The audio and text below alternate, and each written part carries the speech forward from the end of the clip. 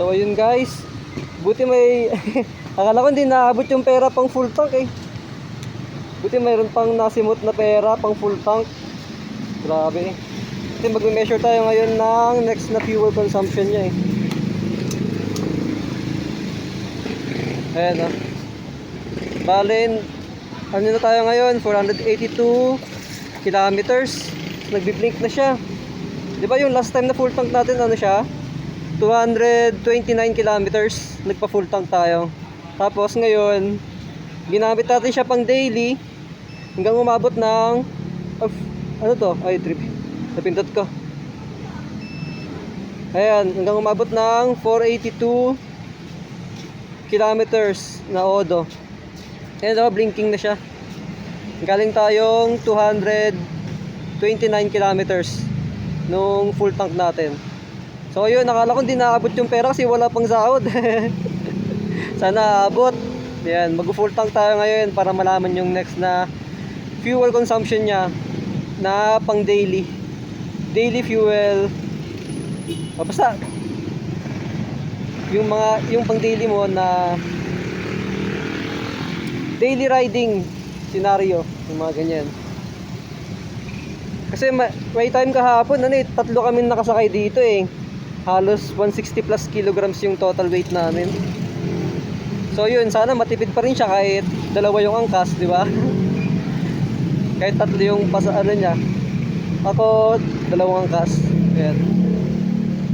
So yun, pagas muna tayo. 482 kilometers to. Mag-full tank tayo ulit. Full tank po. So, Unleaded, sir? Apo eh boss, green lang po, unleaded lang po.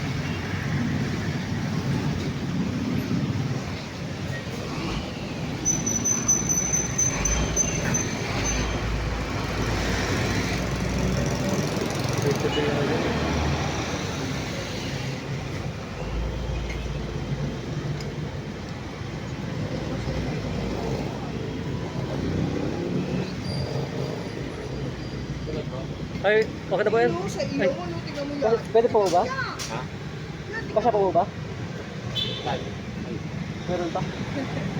Wait lang po muna, bilangin ko po muna yung pera ko. Okay na ba? Wait lang po. 360 na.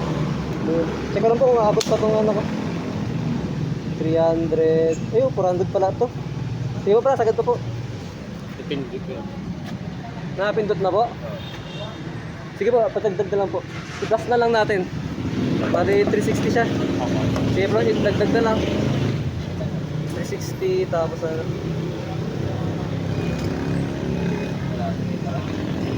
Ay, pupuno na po talaga. Papurunda rin siya. Sige po, okay po pala yun. Puno na po ba? Ayun na pala. Sakto lang pala, 360 ko yan no? Kala ko meron. Ha?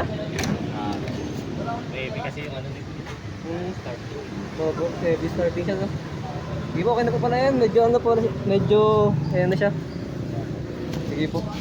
So ayun, full tank. Ayan no? Green na green.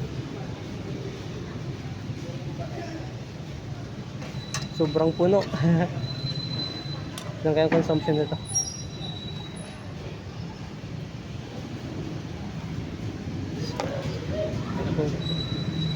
Okay, thank you po, thank you po.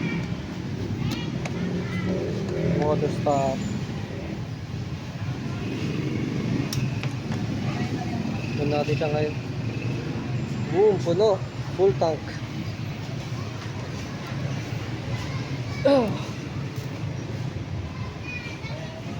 Ayun siya guys. So ayun guys, fuel consumption update. Bale ano ngayon siya, bumaba yung fuel consumption niya. Kasi ginamit namin siya pang ano eh, pang daily. Tapos may ano rin, maraming dala. Tapos yun, dalawa yung angkas. Kaya nag-average lang siya ngayon ng 37.5 kilometers per liter. So sa performance niya, okay naman. Para sa akin, medyo ano na rin yun, medyo sulit na rin yun, 37. Yan. Basta naman sa mga gantong cc ng motor, 150cc, 160cc, 155, Kapag nag more than 35 kilometers per liter na yan, sulit na yun. So, yun. Medyo ano lang siya ngayon talaga. Mas naging matakaw siya sa gas. Kapag, yun, dalawa yung OBR. Tapos, maraming laman yung top box. Tapos pati itong compartment. Kasi ito mayroon tong ano namin kapote, ganun. Pero sa performance naman, sulit na sulit siya. So ayun guys, pang daily, tapos dalawang OBR. Pero yung dalawang OBR, kahapon lang yun Alas isang araw lang naman kami nagkaroon Yun. Tapos, kasi yung full tank niya sagad na sagad din. Siguro nung nakaraan, hindi namin nasagad yung full tank, kaya ganun din. Pero 37.5 kilometers sa 150cc na motor. Pero 2 valve siya kaya ano din. FI naman siya. Matipid na rin. So yun guys, second fuel consumption namin actual na pang daily. Yun. Nagkaano rin kami dito, 40 kilometers minimum tapos 80 ganun. Yun guys. Yun. Second fuel consumption test namin. 37.5 kilometers per liter.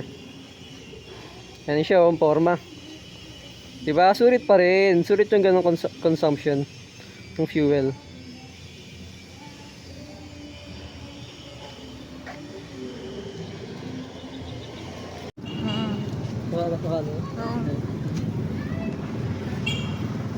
Ano? Yan ako lang yung odo niya. Kung ilan yung odo. Nung nagpa full tank tayo. Bale, may record naman tayo nung last time 687 siya, 0.3. Tapos nakano tayo? 7 liters, no? Oo. 7 liters. Ayan. 6887. Sige po.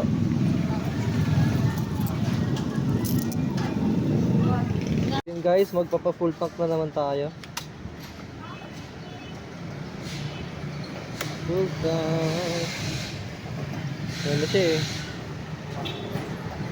Nakaano na tayo, 928.3 kilometers. Last na full tank natin, ano pa to 682 kilometers.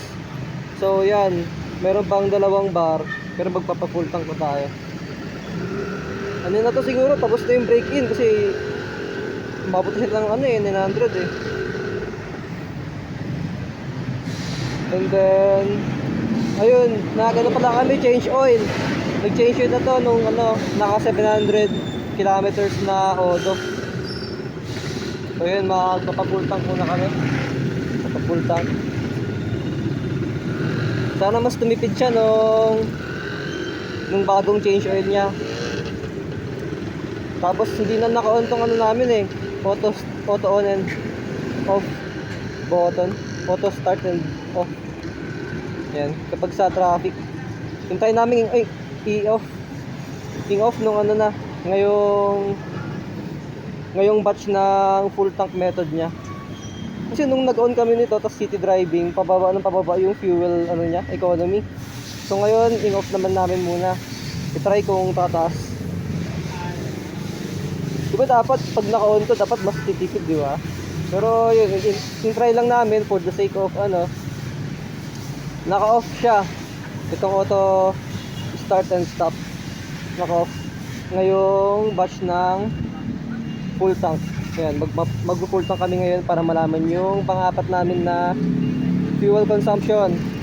Ito na, magkakaalaman na kung naging mas matipid pa siya after ng break-in, tapos after ng change oil, and kapag naka-off tong auto start and stop system niya. So ayun guys, napa full tank na natin siya. 6.5 liters yung niya, na konsumo niya. So yung last time pa na nagpa full tank kami ay 687.3 kilometers. Tapos ngayon 928.3 kilometers na siya. 928.3 kilometers minus yung 687.3 kilometers divided by sa 6.5 liters. Ang lumabas ay 37 kilometers per liter. So medyo okay na ulit siya ngayon yung fuel consumption niya. Tumaas na kasi nung pangatlong full tank namin ano lang siya 29 kilometers per liter. Tapos yung pangalawa 37 kilometers per liter. Tapos yung panguna 45.5 kilometers per liter. So kapag ano siya, kasi yung panguna kaya medyo ano siya 45.5 kilometers per liter, maganda yung konsumo niya. Ano kasi yun semi long rides. Halos tuloy-tuloy, wala masyadong traffic. Tapos yung pangalawa naman na 37 kilometers per liter, ano na yun, medyo city driving na siya. Talagang pangpasok na namin siya. Tapos yung pangatlo naman na 29 kilometers per liter lang, pure city driving na yun. Tapos minsan dalawang OBR. Tapos ito naman pang-apat na full tank namin, buti mas gumanda na siya ulit, 37 kilometers per liter pagkatapos nung first change oil namin. Tapos ito ngayon naka-off yung auto start and stop. Pero ewan lang kung talaga may kinalaman to. I-testing ulit namin naman ngayon na naka-on to. Yan, naka-on siya ngayon. Kung mas titipid pa siya o ano. Pero halos wala halos konti lang naman yung difference siguro. Kahit i-off yan o i-on. Maliban na lang kung talagang super traffic, yung talagang walang galawan yung traffic. Pero yun guys, mas okay na siya ngayon. First change oil namin kasi siguro naka-apekto rin yun. Tapos naman na siguro yung braking niya. Tapos na yung first 500 kilometers, 37 kilometers per liter na siya. So yun, tipid. So yun guys, naka 48 kilometers per liter kami. Ayun 1265 kilometers yung tinakbo niya ngayon. Tapos nagpagas kami ng 7 liters. Ayan. Okay to. Ay shit.